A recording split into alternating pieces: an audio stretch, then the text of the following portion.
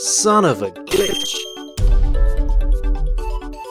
New Super Mario Bros. Mario returned bigger than ever when Nintendo decided to update and reboot the classic platforming style of the games from which Mario became so popular in the first place. And while it's not the most broken game ever, all the graphical polish in the world isn't gonna stop it from having a slight glitch or two, or three. So let's kick things off in World 1-1 where things are not completely as they seem. Towards the end of World 1-1 is this red Koopa Trooper, and if you perform the following actions, things are about to get pretty strange. Firstly, what we need to do is grab this green Koopa Trooper who's just off to the left of the screen. That's it, pick him up. The red Koopa Trooper walks back and forth on these brick blocks. And here's where the trickiness happens. We need to time throwing this green shell at the last brick block when the red Koopa Trooper is just about to step on it. The timing for this is pretty hit and miss, so you may have to give it a couple of tries, but if you do it correctly, old red Koopa Trooper over here is now kind of invisible? No, that's not the right word. He's invulnerable? I don't know, he's just not doing much. Basically, Mario now doesn't hurt the Koopa Trooper and the Koopa Trooper doesn't hurt Mario. But the Koopa Trooper is also not dead, so when it wakes up, now they're the best of friends. They can now just take casual walks with each other. It's so friendly. Absolutely nothing will hurt this Koopa Trooper, so even using Fire Mario doesn't do a single thing.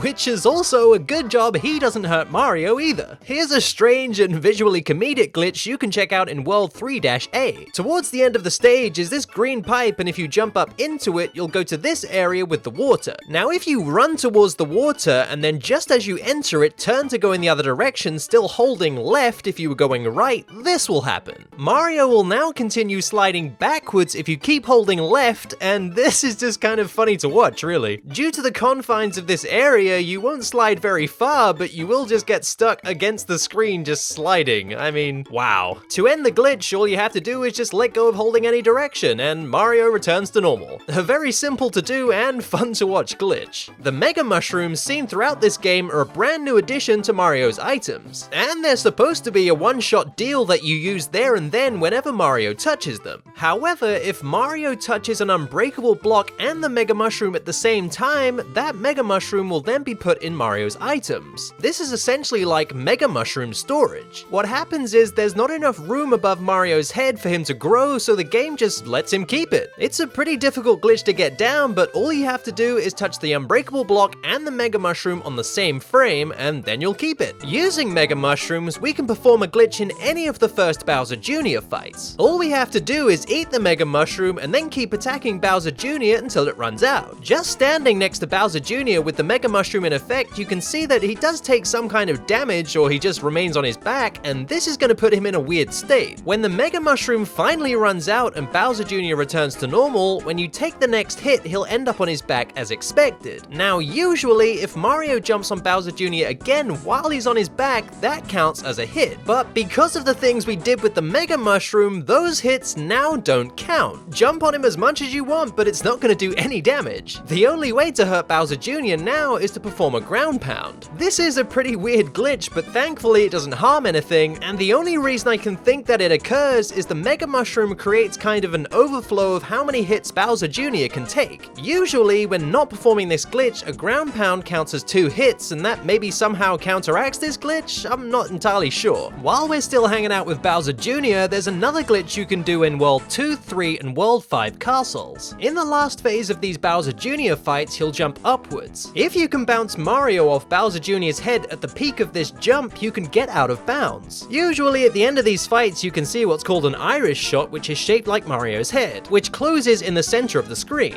But if you end the fight out of bounds, it'll close in the top left or right hand corners, and you'll barely see it. This glitch isn't anything too crazy, but it's interesting to know that it can be done. While we're still on the topic, there's yet another glitch that involves Bowser Jr. In fights where Bowser Jr. is wearing a bandana, if you throw a green shell at him while he runs towards you, he'll flip on his back and he's still wearing the bandana. However, if you pick up the green shell once he's thrown it at you, and then wait for Bowser Jr. to get inside his shell, then fire the green shell back at him. Now when Bowser Jr. is flipped on his back, suddenly no bandana. But then the minute you jump on him, the bandana is back. This is some kind of crazy magic bandana. What kind of witchcraft is this? If the bandana was supposed to keep Bowser Jr.'s identity safe, well, we all saw your face, and in your most vulnerable moment. In World 2-3, you'll reach this point with a piranha plant and two flippers that face each other. If you drop Mario to the floor below and then try to get him to stand where the two flippers meet, some very strange things will happen. Basically, Mario will be stuck on the spot and be frozen in a weird pose, like this one where he's standing with the leg.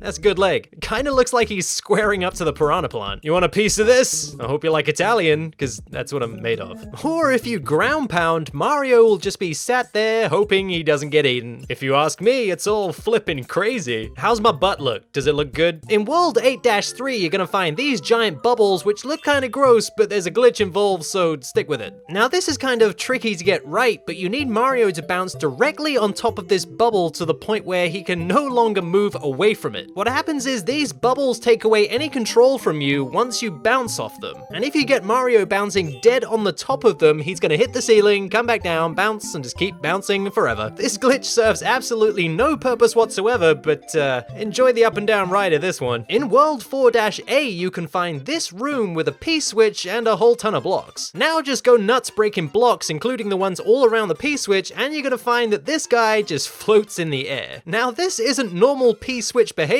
because in World 5C, the exact same scenario crops up, and this P-switch will fall to the ground with nothing underneath it. So either this P-switch is magic, or somebody at Nintendo forgot to program a thing. It's most definitely the second one. But then, in the World 1 castle, you have this dry bones, and his problem is definitely not gravitational. If you can jump on his head and break him up so his body is on the moving platform, but his head is on the stationary platform, when he pulls himself back together, his head is gonna drop through the stationary platform floor. I think this calls for an action replay. That is a head-spinning glitch right there. Oh jeez, I felt that one.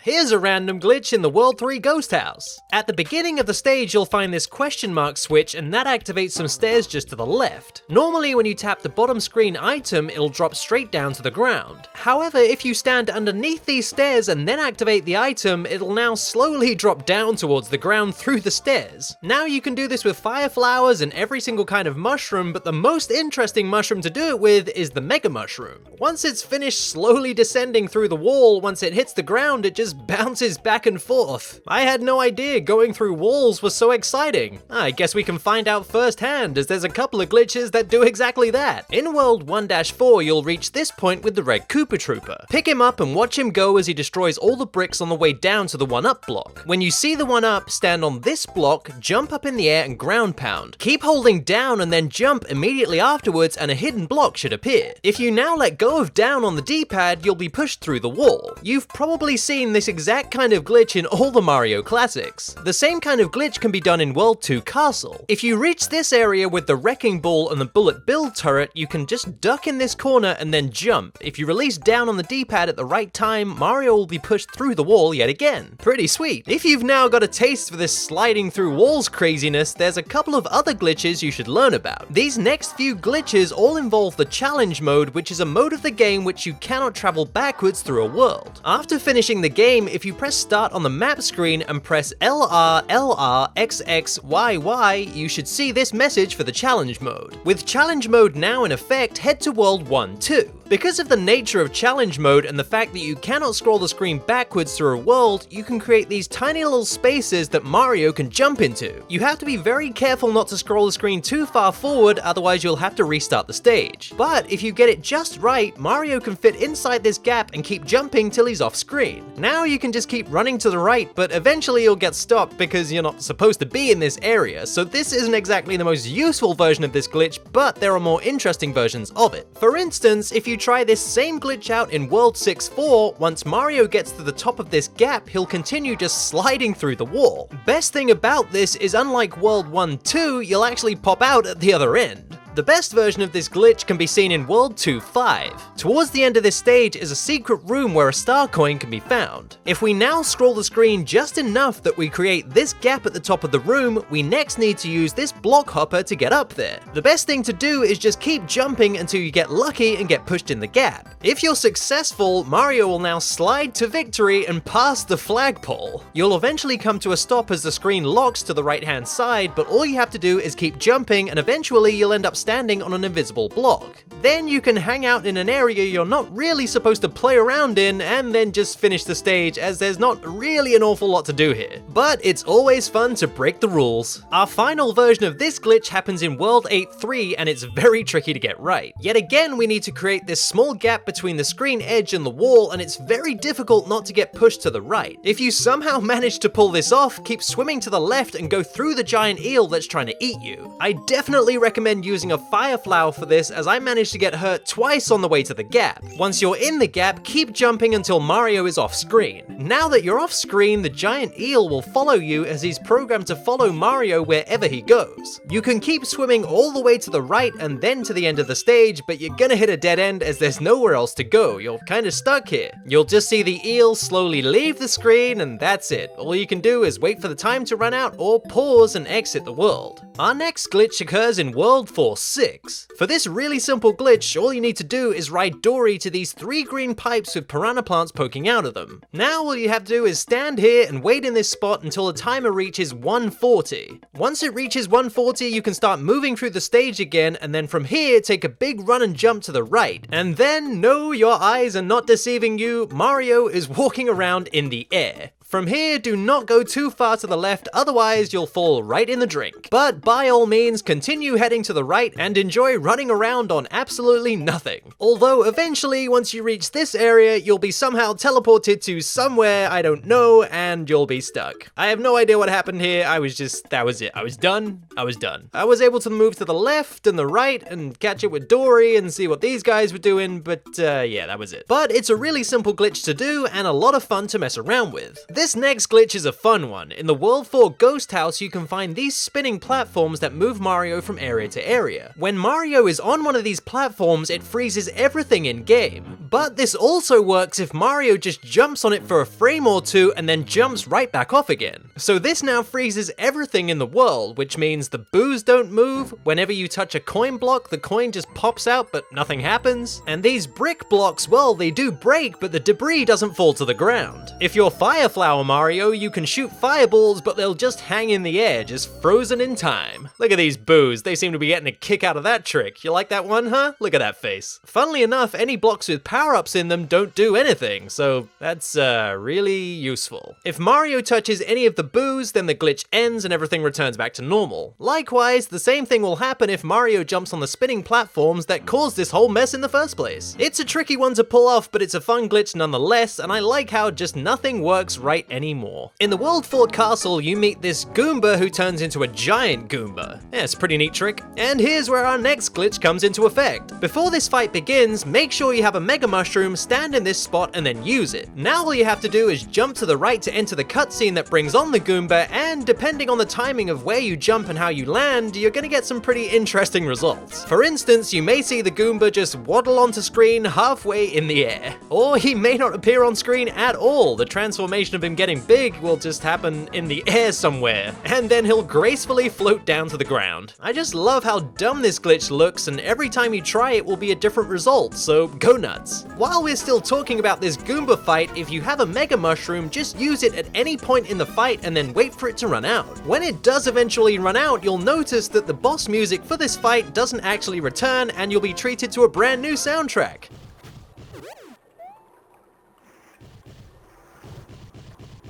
It's called Clumpy Clumpy Goomba Feet. It's never gonna make any top 10s, that's for sure. At the end of World 7, you'll fight Lakithunder, and there's another glitch in this boss too. You'll need the blue shell power-up for this glitch, and basically what you have to do is hit Lakithunder twice in succession very fast. It's kinda tricky, and it'll take a bit of time, but it's very possible. Also, this has to be done on the first and second hits. If you do it on the third, obviously you'll kill Lakithunder. If you manage to pull this off, Lakithunder will now freeze in place. I guess the game doesn't expect you to hit him so quickly and doesn't actually know what to do from this point onwards. But just because he's frozen in place doesn't mean he won't hurt you. Aw man, I almost feel bad for the guy. Maybe I should just put him out of his misery.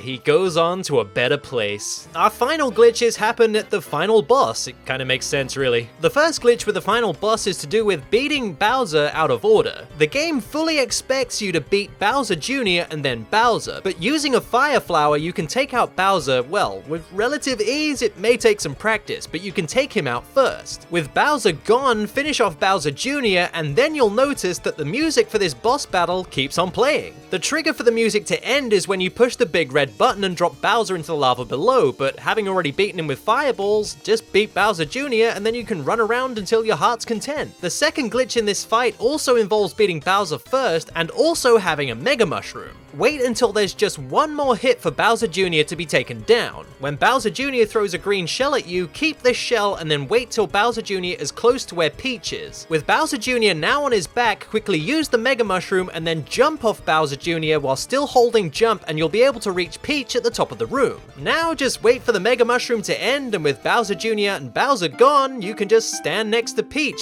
Well, she's kinda saved, I guess. I mean, I don't think this is how the game is supposed to end. Ah well, that's the end of that, and some cool and quirky glitches you can try out in New Super Mario Bros. And if you like this episode, why not check out the rest of the series featuring a ton of Mario games? You can click that playlist there for more glitchy goodness. You can follow the show on Twitter or any of the other social media to keep up to date on all things Son of a Glitch. And as always, a huge thanks to everybody who supports the show on Patreon. See ya!